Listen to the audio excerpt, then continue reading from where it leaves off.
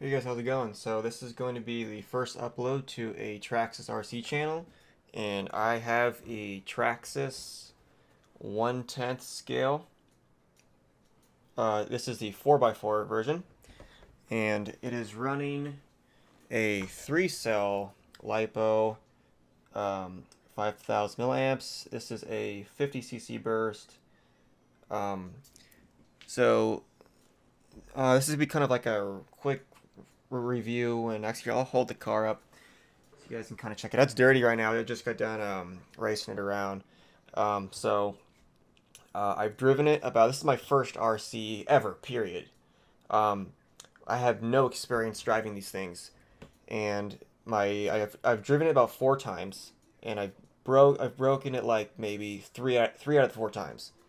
So yeah, I'm not very good, and that's probably because with my first time, I went with a 3-cell lipo, and the thing gets up and goes pretty quick. So probably should have just stayed with something a bit slower.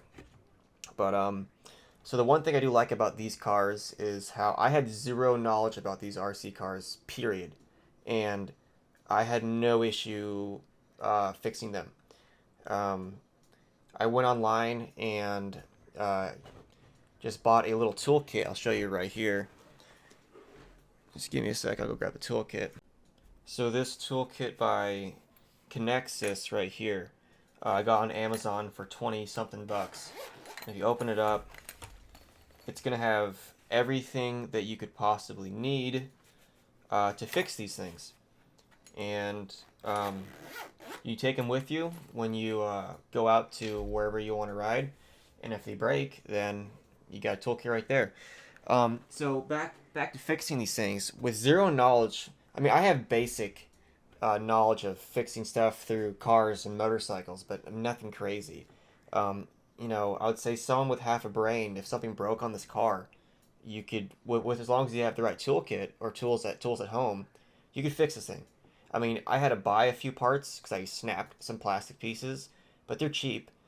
You can always upgrade to metal parts, but I was pretty impressed of how easy it is to work on these things and fix them, which is a good thing because they kind of break. But at the same time, they take a beating, so it's sort of like an oxymoron, sort of. Not really, but you understand the point.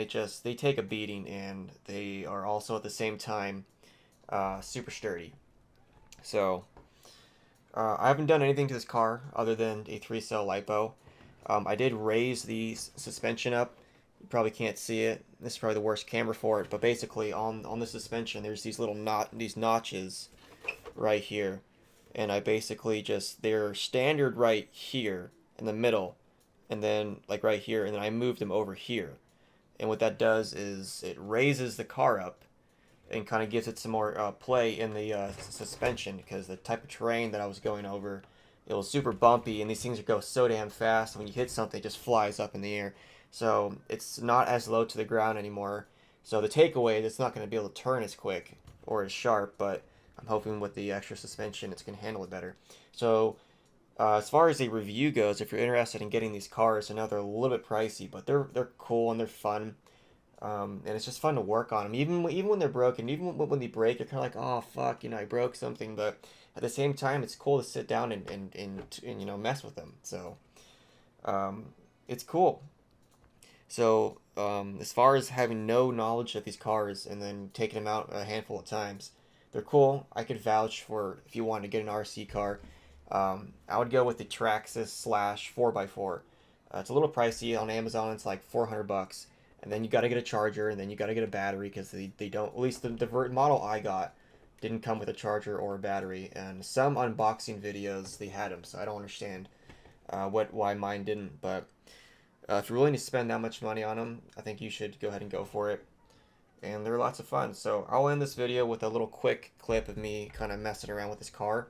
But this is the first upload to a new YouTube channel, so it's kind of slow. But I'm going to be doing more like reviews with this stuff, more just content and footage. And then comment, subscribe if you have any questions or concerns, and then I can kind of interact with you and then give you more content regarding these cars with just raw footage. So it's all fun stuff.